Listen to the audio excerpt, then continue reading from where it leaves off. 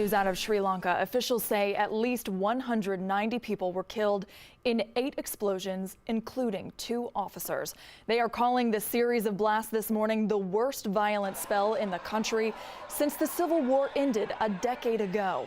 Now, 6 of these blasts happened almost simultaneously near churches and luxury hotels, the other 2 happening just outside the capital.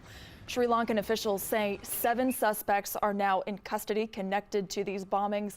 The government has issued an island-wide curfew. They're also temporarily blocking social media sites to keep rumors from spreading.